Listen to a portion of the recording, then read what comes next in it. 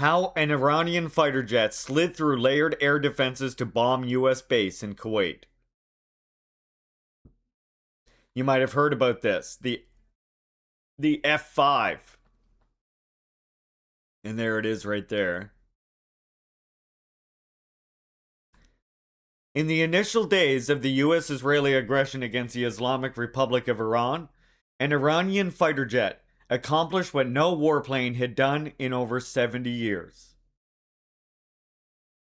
Successfully evading layered American and Allied air defense systems to strike a highly fortified US military base in Kuwait, the operation marked deep humiliation for the Pentagon and a stunning validation of Iran's indigenous aerospace engineering capabilities. While the world's attention was consumed by missile barrages and drone swarms during the first days of the war, this remarkable military feat went largely unnoticed. In early March, an Iranian fighter jet, an advanced derivative of the Northrop F-5 platform, took off from a base in southeastern Iran, likely from southern Kazakhstan province. It then flew at extremely low altitude across the Persian Gulf towards Kuwait. The aircraft, carrying a payload of conventional bombs, penetrated the sophisticated air defense network protecting Camp Arifjan, a major American military installation located just a short distance from the Iraqi border. The pilot released the ordnance successfully. The bomb struck the base, and then the aircraft returned home. The whole operation was a stunning success. Later confirmed by US officials speaking to US media, it represented the first time a fixed-wing aircraft had bombed a major American military base since the Korean War. It shattered the illusion of US air superiority and demonstrated that Iran's air force, long written off by Western analysts as a relic, remains a potent and dangerous force.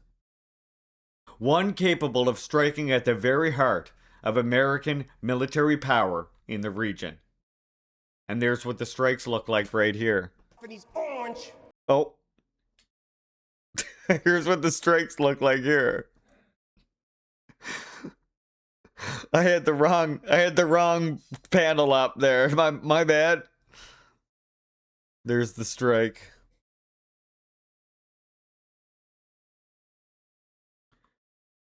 The Iranian strike in Camp Arifjan was not a matter of luck or coincidence, but the result of meticulous planning, technical skill, and intimate understanding of American air defense vulnerabilities, according to military experts.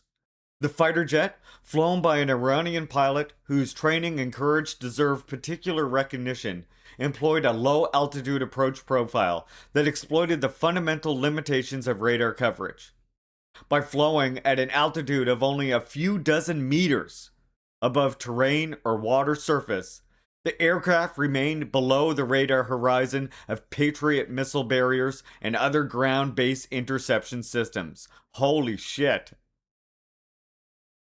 These systems, like, fucking Top Gun has nothing on this shit. Where's this movie? These systems, designed to detect and track targets at higher altitudes, could not lock onto the aircraft flying so low, as the curvature of the Earth and ground clutter masked its approach. The distance from southwestern Iran to Kuwait is relatively short, making the mission feasible for the fighter jet's range without requiring external fuel tanks. The aircraft likely carried a payload of conventional unguided bombs, estimated at between 250 and 500 kilograms each, with a total ordnance load of approximately 3,000 kilograms.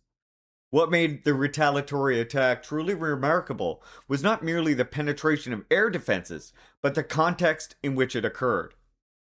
The early days of the aggression, which was launched on February 28th, saw a coordination of Iranian response that included ballistic missiles, cruise missiles, drone swarms, saturating much hype American defenses across multiple countries. The air attack was integrated into this broader campaign, exploiting the chaos and confusion created by other Iranian systems. As one expert observed, the Iranian pilot knew that American AWACS aircraft, AWACS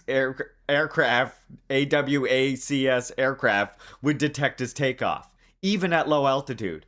But he was confident that no US F-15s were patrolling in that specific sector at the moment. More sophisticated still, the attack pattern was designed to complement Iranian drone operations. AWAC, thank you. I always fuck up that acronym. The US has a bunch of silly acronyms, let's be real. While the fighter forced Patriot batteries to remain locked on to potential high-altitude threats, Shahed 136 one-way attack drones could fly at low altitudes, potentially appearing on radar screens as additional aircraft and confusing Americans about the true nature of the threat. Camp Arifjan, US staging hub in Kuwait. Camp Arifjan, the target of this historic Iranian strike, is one of the most strategically significant American military installations in the Persian Gulf region. Located in northwestern Kuwait, near the Iraqi border, the base was established in January 2003, during the early stages of the war against Iraq. Originally known as Camp Udari, it was renamed in 2004 for U.S. Army Lieutenant Colonel Charles H. Bering, who was killed in Baghdad that same year. The base's strategic importance derives primarily from its geographic location. Situated in a Udari Range Complex, a largely uninhabited desert region, Camp Arifjan functions as the primary staging and training post for U.S. troops entering the regional theater. Soldiers arriving from the United States are processed, equipped, and prepared there before deploying onward into Iraq and other conflict zones. The base also hosts the Middle Eastern Theater Reserve, a massive stockpile of military equipment and vehicles that can rapidly be issued to incoming units. Typically housing thousands of personnel on a rotating basis, Camp Arifjan serves as the logistical gateway for American ground operations across the region. The base's air defense architecture reflected its strategic value. Patriot missile batteries, short-range interceptors, advanced radar coverage, and persistent regional surveillance networks created what was supposed to be an impenetrable umbrella. Yet, the Iranian aircraft exploited a critical gap: the radar horizon limitation that prevents ground-based systems from detecting low-altitude targets at a distance. By approaching at an extremely low altitude, the aircraft remained invisible until it was almost directly over the target, leaving insufficient time for any defensive response. The fact that an aging platform, or rather an indigenous Iranian upgrade of that platform, could expose such a fundamental doctrinal vulnerability sent shockwaves through American military planning circles. And we'll look at this. Let's look at this video here first. Look, this is it here. A production line for a fourth-generation all-indigenous interceptor jet called Kowsar in a major step toward the renovation of its air force. The fighter jet was brought online by Iran's top military brass in the central city of Isfahan. Today we declare proudly that we spend no efforts in obtaining defensive technologies to defend our national security, the values of the Islamic Revolution, and the boundaries of our country. The enemy's psychological warfare, propagandist blackmail, and economic sanctions had no effect on the lively trend of advancing the country's deterrent capabilities. The Kowsar fighter jet has been designed to provide logistical support for ground operations. The fourth-generation Iranian fighter jet is equipped with advanced avionics and fire control systems and can be used in short aerial support missions. Kowsar interceptor jet also boasts advanced maneuvering capability. It enjoys integrated design, a ballistic calculations computer system, head-up display which focuses visual data in front of the pilot's sight, a multi-purpose radar, and an independent radio navigation system. The inauguration of this jet fighter is a turning point and a new jump in boosting the capability of Air Force of the Army of the Islamic Republic of Iran. Relying on its talented youth, the Islamic Republic of Iran has stood firmly against cruel sanctions imposed on by the US and managed to launch the production line for the Kowsar fighter jet.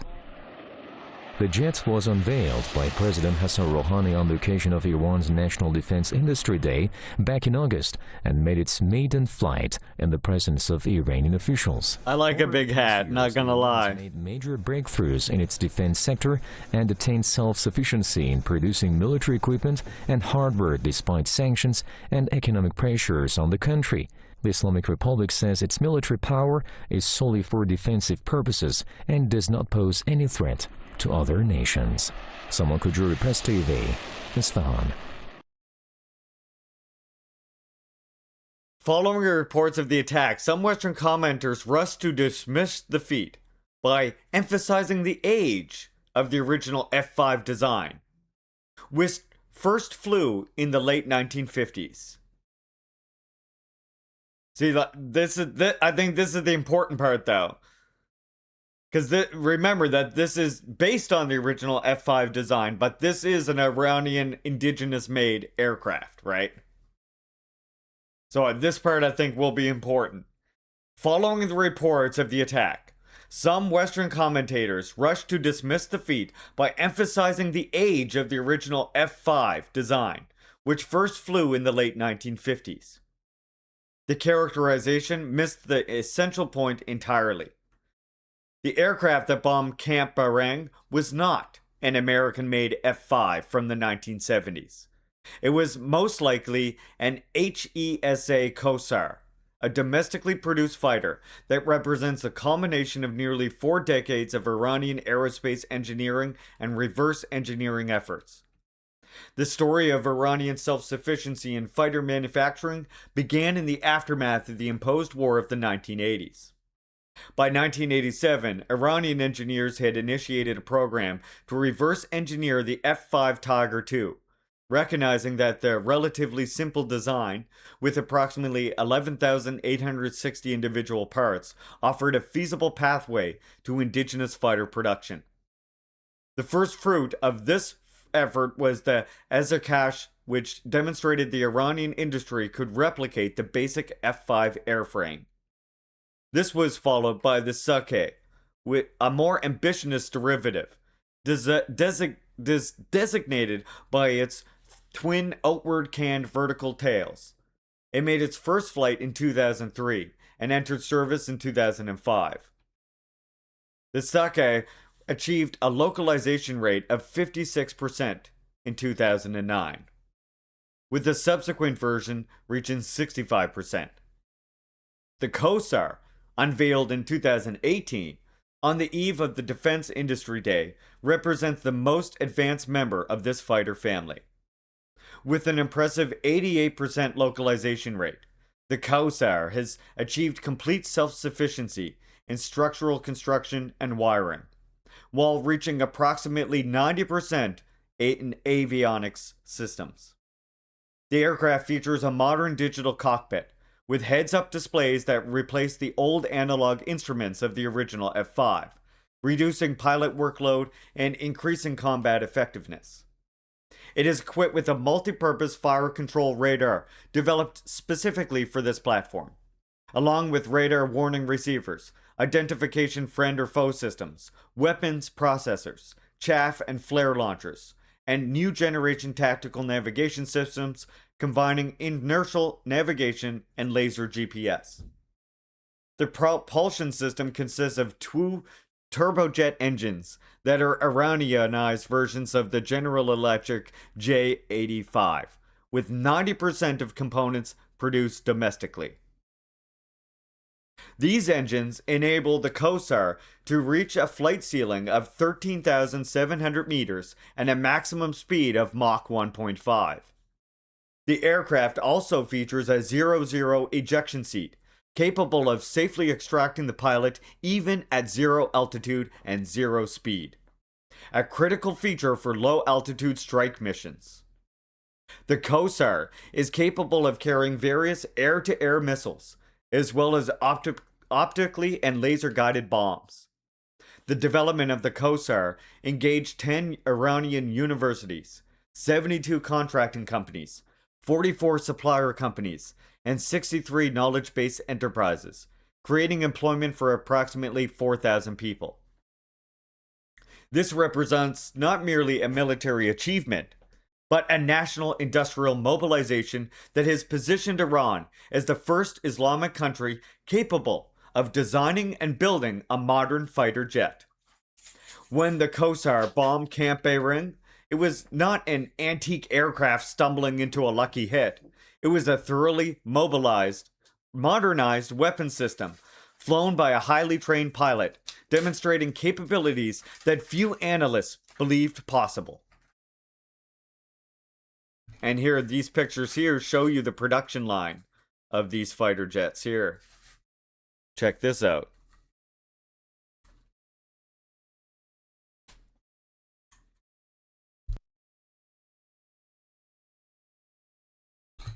See, here's the production line here.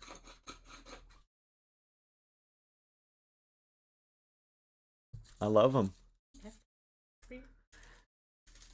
Wait, you mean Iranian fighter jets don't decapitate the pilots when they eject? No. And they can even eject at no speed on the ground if they had to.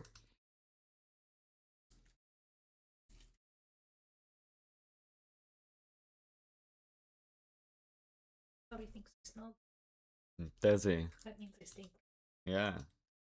I'm sure you stink. I had a dog. You work with animals. Yeah, I had a dog who slapped me in the face with my face with his tail that was full of pee and anal. Okay. Fun. Yeah.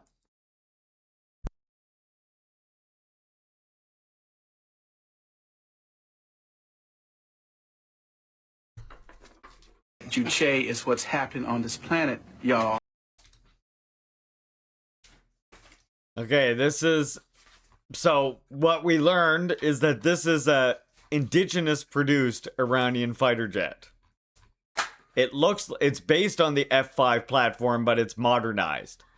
It goes much faster, it has much better features, and means to attack and defend itself.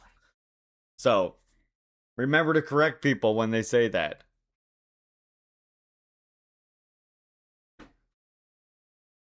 Taka, my dog heard Mrs. Leaping get home because of the keys, thinking it was my partner getting home, and got all excited.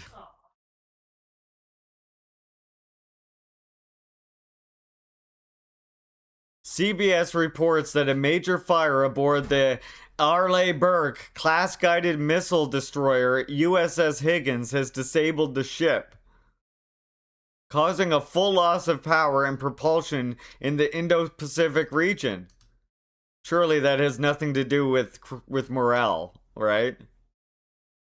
That can't possibly have anything to do with morale, though.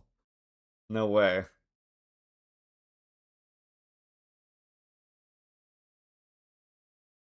Oh, this part here is interesting too. I'm gonna read a bit more of this. This is cool.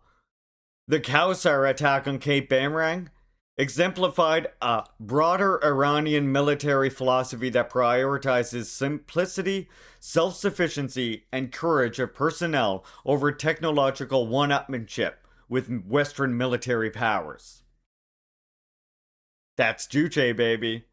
While the United States and its allies pursue ever more complex and expensive platforms, the F-35 costing upwards of $100 million per unit, Iran has chosen a different path, taking proven, relatively simple airframes and systematically upgrading them with indigenous avionics, sensors, and weapons.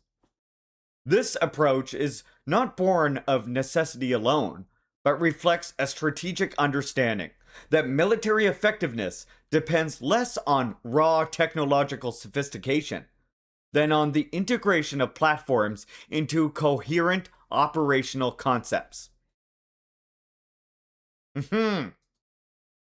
What you're seeing here is, again, a sun gun, a juche, if I may say, based approach to military development versus a capitalist approach to military development, whereby the manufacturers want to spend as much as possible, and on top of wanting to spend as much as possible, they want to have as big a return as possible, as big a profit as possible, which leads to all kinds of contradictions in making military equipment.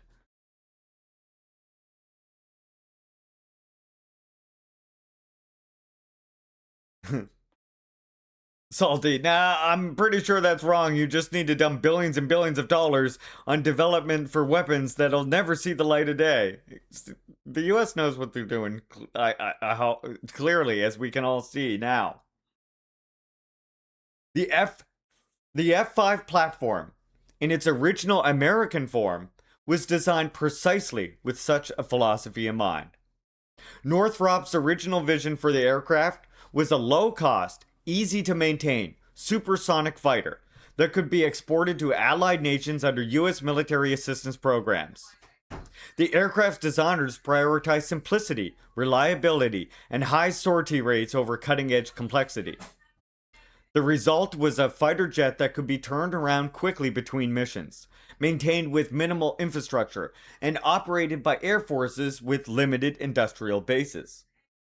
Its small size gave it a reduced radar cross-section, making it harder to detect, a feature that proved decisive in the Camp Arifjan attack.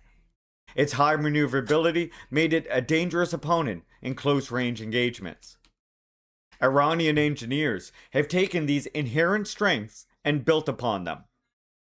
The Kowsar retains the F-5's compact dimensions, 14.45 meters in length, with an 8.13 meter wingspan, and its light weight of approximately 4,350 kilograms empty.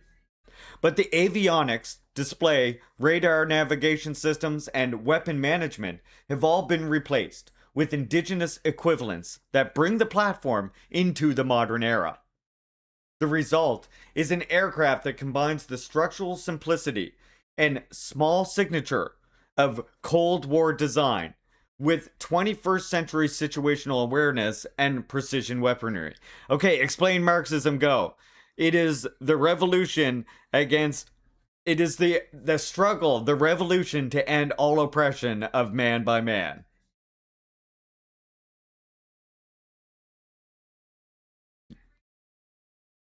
And Marxism, the philosophy, gives us the analytical tools through which to understand the world so that we can accomplish just that. And welcome in, Bandit. Iranian engineers have taken these inherent... Oh, sorry, I already said that. The result is an aircraft that combines structural simplicity and small radar signature of a Cold War design with 21st century situational awareness and precision weaponry. The human element, however, remains the most critical factor. Iranian pilots have been flying F-5 derivatives for decades, developing deep expertise into the platform's handling characteristics and tactical employment. The pilot who bombed Camp Arifjan demonstrated exceptional skill in navigating at extremely low altitude over water and desert terrain, maintaining precise navigation, and executing a bomb run against a defended target protected by multiple layers of air defenses. This was not a suicide mission. The aircraft returned to its base in Iran, indicating that the pilot had planned its egress route as carefully as his approach. The attack reflected a high confidence.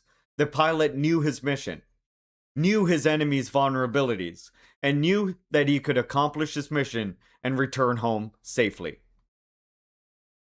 The strike on Camp Arifjan carries significance far beyond physical damage inflicted. That damage, according to U.S. officials speaking to American media, was extensive across multiple bases in 7 countries, with repair costs expected to reach billions of dollars. Warehouses, command headquarters, aircraft hangars, satellite communications infrastructure, runways, radar systems, and dozens of aircraft were struck in the broader Iranian campaign. But the psychological and strategic impact of the Kowsar attack is measurably greater.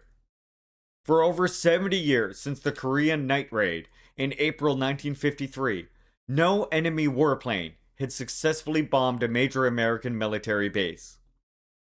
The United States had come to take air superiority for granted, assuming that its air defenses would detect and destroy any hostile aircraft before it could reach its target. The Iranian Kowsar shattered that assumption. An aircraft based on a design from the 1950s, built by a country under severe sanctions, flown by a pilot from an air force that Western analysts had dismissed as obsolete, penetrated the most sophisticated air defense network in the region and delivered its payload with impunity.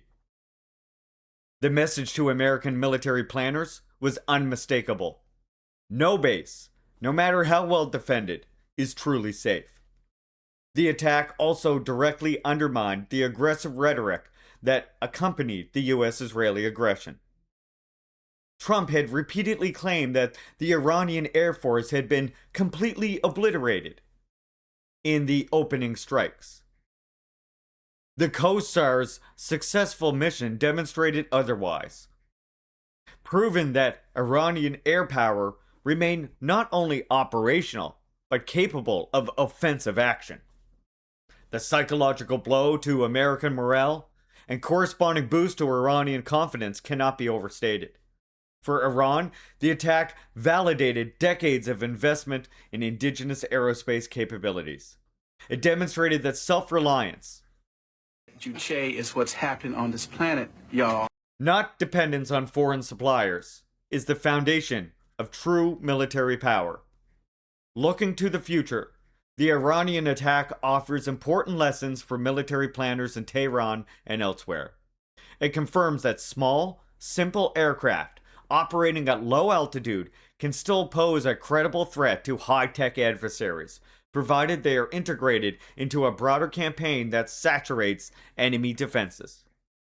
It demonstrates that indigenous upgrades to legacy platforms can extend their useful life indefinitely, creating capable weapon systems at a fraction of the cost of new aircraft. And it proves that pilot skill and courage remains the decisive factors in combat, regardless of technological disparity. And there you go. The story of how Iran's indigenous fighter jet slid through the layered defense and bombed a base in Kuwait. The first time a fixed-wing aircraft did so in, what did they say, 50 years?